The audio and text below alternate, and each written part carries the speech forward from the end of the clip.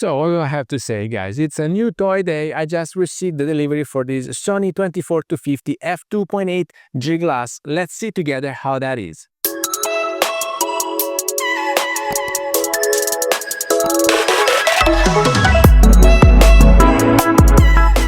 Hello everybody, welcome back to the channel. Thomas Love here from One Lens Only, and today I want to share with you the excitement for this new glass, and then I will also let you know why I purchased it and what am I giving away.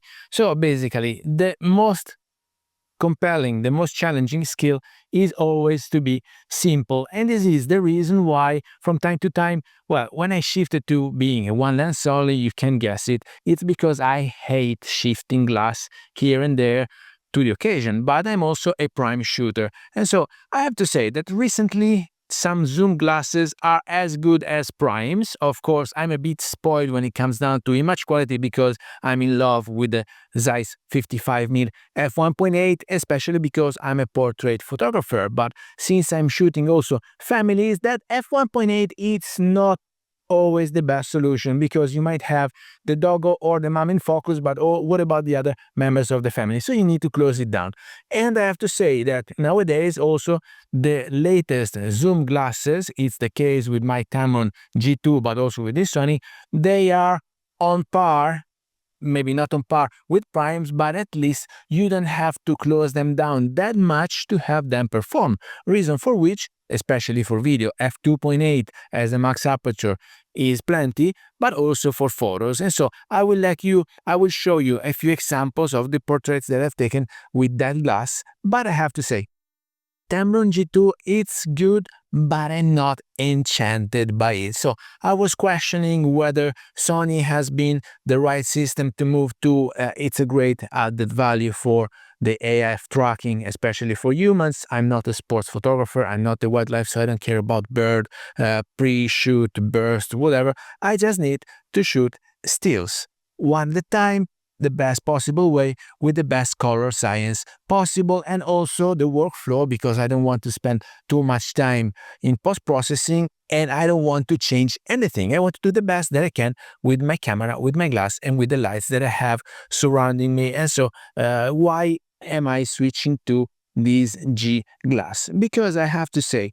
Tamron was a choice given by every time you have a choice in photography, you are compromising, whether it is on the budget or on the size of your gear or how fast is your glass, how expensive. And so Tamron 28-75 G2, which I'm using right now to record this episode, was a great compromise, and it gave me a lot of chances to shoot people and portraits and landscapes, and it was most of the time on my camera, apart from when I was using it for personal use. And so going around, I wanted something more compact, and so I eventually got the Sigma 45mm f2.8, but I was not that pleased about that one either, and especially I had to switch from now and then from Tamron to Sigma, and I have to say it's something I don't like doing.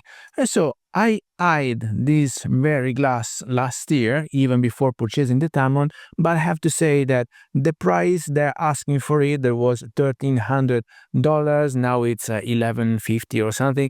It was a bit of an ask because I didn't pay that much for my camera because it was a second hand, and so buying a glass that would double the value of my gear then translates into you will have to babysit it, and I don't really like doing that either. But I have to say that the form factor of that camera resembles oh so much the one of my Leica Q2, and so this is why I'm so familiar with it and I love using it that much. I didn't like so much having the Tamron on it, despite, as we said already, it delivered plenty, so that's no complaint about it.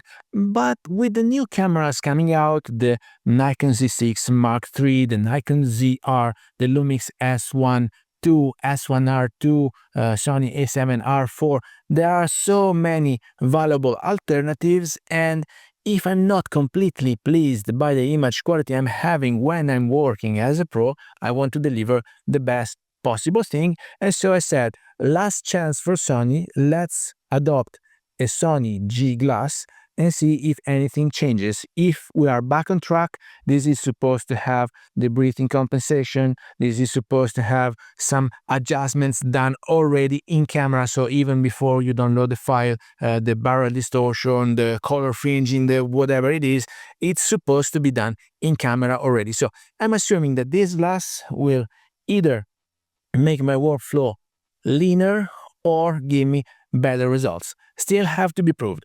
Right now, I have to say it's smaller compared to the glass that I'm using right now, of course, because I'm losing some reach. I'm losing 25mm reach because this stops at 50. The other one gave me more compression, because when you're shooting portrait, that doesn't change that much the appearance from 50 to 75. What changes is the compression. So it's still f2.8.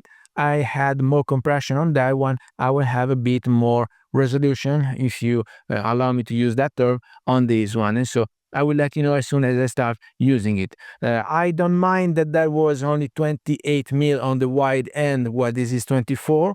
Even better, because eventually this is replacing 3 primes, the 50, the 35, and the 24, reason for which I am also happy to adopt it. And so basically it will be like shooting on a prime, because when it's not extended, now let me remove the lid and the hood. When it's not extended, this is already at 50mm. And so you will have to zoom out and extend the barrel to have the wide angle at 24, meaning that since I am a 50mm shooter, it would be most of the times retracted, so compact, lightweight. Then I will show you how big it is mounted on my camera. It's a handy package. It pushes you to have it always with you, because the other thing that I didn't like about the Tamron is that I was not so willing of having it always on me, because it was big and bulky, despite not as much as a Sony GM glass, of course, not as much as the GM Mark II 24-50 f2.8, whatever. It was still, but it's not that compact. So eventually it will have the same form factor and size and weight as my Leica Q2, which I loved. And so I'm willing to feel inspired by this glass again. Now, we said that the most complicated skill to have is to be simple. And why am I switching and I started shooting portraits of people after so many years with still photography? Because it's like a social study. So when you're interacting with people, when you're taking portraits and you let them sit down and be at ease. Of course, there are people that want to have command in their hand. They want to tell the kids what to do exactly, how to pose, how to smile, how to sit, and whatever. But what I'm doing normally is that I leave the family looking at the glass until they find that certain something that they want to give me, because the expression that you have on your face, if it's not a fake smile because your mom asked to do it, then I can see the true you. And this is why I love portraits so much, and this is why I will be so happy of having this 50mm f2.8 for my portraits. Now, as you can see, I changed glass. I'm using the Sony right now. It's still on 50mm. I don't know, I probably was a bit more zoomed in before with the Tamron, but it doesn't really change that much. And ideally, it's the same aspect. It's the same color science. It's the same thing. I'm shooting raw, so I will balance the white balancing and push the shadows a bit, or maybe not, or maybe drop the highlight. Let's see how, because I will have to interact and to get used to that glass. I thought I knew the Tamron's character quite well. Now I will have to allow myself to get in contact with this new setup. And this is also why I don't like to change glass ever so often, and this is why I love staying stick to 50mm, because when I go around and I look at the world, I see already the framing that I'm having. If you always use the same focal length, then you start seeing the world in frames, and then I will eventually have to get adapted and used to this glass. A few commands, the switch, the f aperture, the maybe hold focus, or I will use the button to allow the crop into crop mode. I don't know, guys. Stay tuned, because I'm having a review of this glass in a few months after I'm taking a few portraits, and especially with Christmas coming, I will take plenty of photos of Santa. So let me know down here in the comments if you have any question about this glass, about the other one that I'm giving away. And with that, I hope you got some value out of this video. If you did, please remember to like it, share it on your social media, subscribe to the channel so you won't miss any videos to come, and I guess I will see you later. Thank you. Bye-bye.